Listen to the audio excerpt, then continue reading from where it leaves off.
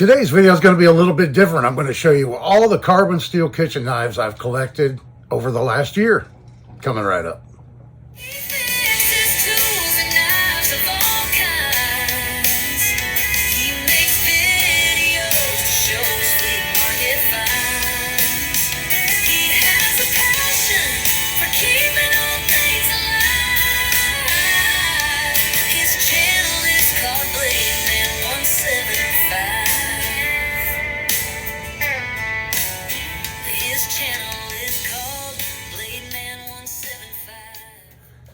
Hello everybody, thanks for coming back for another video. This is Dave. I'm glad you're with me. Out here in the shop today, thought I'd change it up and do a little something different today. I pulled out all the kitchen knives that I've found at thrift stores and antique stores and garage sales and yard sales and flea markets and all that stuff over the past year. And I counted 24 carbon steel and 1 stainless steel. I'll tell you why I included the stainless steel one here in a minute. I'm not including all the stainless steel knives because this would be a 3-4 hour video if I did that. I have tons of stainless steel kitchen knives that I've acquired in the last year. But these are just the carbon steel ones. I have them all laid out here to show you. We'll go through them and, I don't know, talk a little bit about them. So let me reposition the camera and we'll show you this collection. Okay, here we are. Can't really get them all in frame. So I'll start here at the left where you can't really see. This is that one stainless steel one I was telling you about.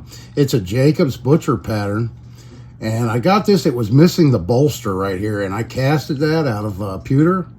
I think that was one of my first castings, if not the very first pewter casting that I did. And it didn't come out perfect, but it's a lot better than, you know, it looked like when it was missing that. But a really nice, nice feeling knife, nice butcher pattern blade here. Really like this knife. It's a Jacob's. You can see here in the handle. All right, and then next up we have another butcher knife. Not sure who made this one.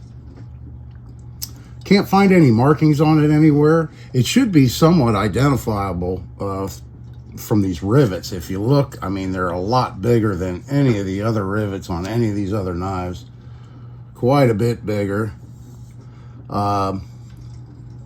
You would think it had a swedge, and maybe it did have a little bit of a slight swedge at one time on a butcher knife this old, like this one here. Another one that I don't see any markings on, but you can see it has a single swedge on that one side. On this one. But yeah, a lot of really nice patina on these blades. When I cleaned them up, I just got the rust off of them and tried to leave a lot of that natural patina and, you know, just gave them a good cleaning. There's one knife here that I rehandled. I think it's this one right here, this hickory, in a more recent video. It's the original handle, but I took the handle off and cleaned it up and put it back together. I'm not sure if it's that one. It might be this one. Yeah, I think it's this one right here that I did. Anyway, we'll get to that. And then here's this other one. Somebody carved like S5 or something into the handle on it, but not sure what kind of knife you'd call this. It's a very thin, flexible blade. So you could use it for slicing and yeah, you could even do some filleting some fish with this knife here too if you wanted to. But it has a lot of really nice patina to it. I cleaned up. There's that one. There's this little paring knife. This is a Forgecraft. High carbon Forgecraft. And I have another Forgecraft here somewhere. This one right here is a Forgecraft, yeah. So these two are both Forgecraft. Yeah, it was a year of finding carving knives. I found, I think, 6 carving knives. 6 or 7. Yeah, I was finding a lot of carving knives. Yeah, these are old Forgecraft. I think I looked those up, and I believe they're from the late 50s, early 60s, those Forgecraft knives. This one here has a nice rosewood handle. There again, no markings on it. It has a little bit of pitting in the blade, but overall pretty nice. So this one here is this one here has a 6-inch blade. And then this one here is really old. It has the largest handle, I believe, of all of them. I think the handle's even bigger than that cleaver I just did. Yeah, and this one here, beefy handle. Very thick blade. This one I made that sheath for it. Right here. I made this sheath. You've probably seen a lot of these already. You've probably seen a lot of these already in past videos, but I just thought I'd show them all together in one video. So there's that one. All right, we're getting through these.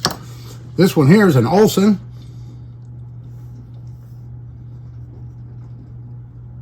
It's a 9.5-inch blade slicing knife. And then this one's homemade. Somebody made this handle and put this together. Looks like they used aluminum for rivets. And I'm sure they took a blade that, I don't know, the handle broke off or whatever happened, and they made a new handle for it.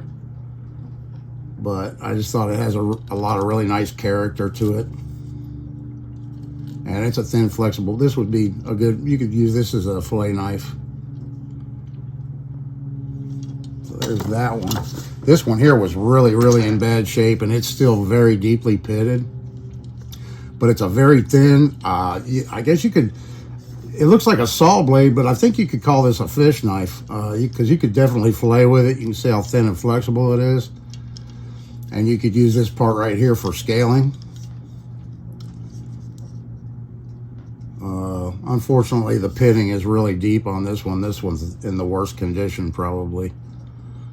Besides that cleaver that I just recently did. All right, and then moving on to the Ontario Knife Company. There's an Old Hickory Ontario Knife Company. This is the one I most recently, I took the handles off and cleaned up all the rust and everything. It looked a lot like this one here, you know, with all the crud down inside the handle and everything. Then I put the handles back on with epoxy and new rivets. Yeah, that's your typical 8-inch Old Hickory carving knife. And then here's another 8-inch carving knife, but this one here is a king cutter. Let's see it right here. K1940. It says HS8, 8 for 8-inch blade. And hammer forged, made in the USA. Really neat old knife right there. A lot of natural patina and character to it. Then another carving knife here. No markings on this one. Not sure who made it. But it cleaned up really nice.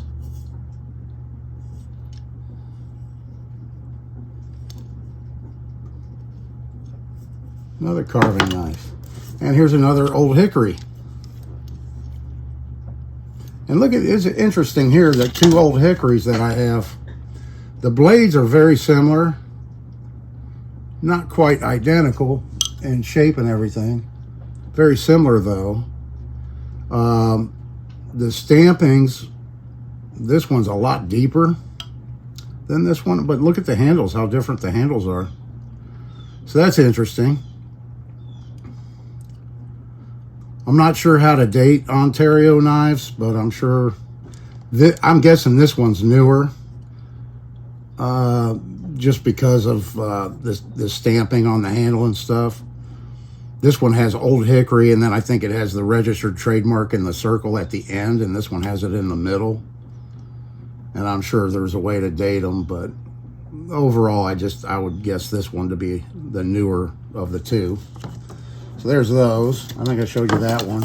Here's another one. This is probably, I'm guessing, from the 60s with this handle shape and everything. It's a very thin carving knife.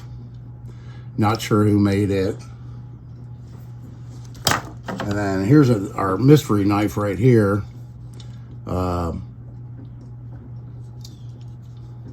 Not sure who made this one either. It has this very interesting, very unique stamped out pattern on the blade on this knife. Very small steel rivets and a very large thong hole in the handle. Makes it pretty unique and interesting. And here's this one here, this Harrington Cutlery Company, Dexter, Southbridge, Massachusetts knife that I just recently redid the handle on it and cleaned it up and everything. There's that one. And then here's a little very, very sharpened down. I put the brass thong hole in it and a thong on it and cleaned it up a little bit and kind of made it into a bird and trout knife just because it was so sharpened down. There wasn't much of the blade left. So we've got that one. And then this one here looks like an old hickory, doesn't it? It has smaller rivets though. Kind of looks like an old hickory or a Forgecraft, but I can't see any markings on it.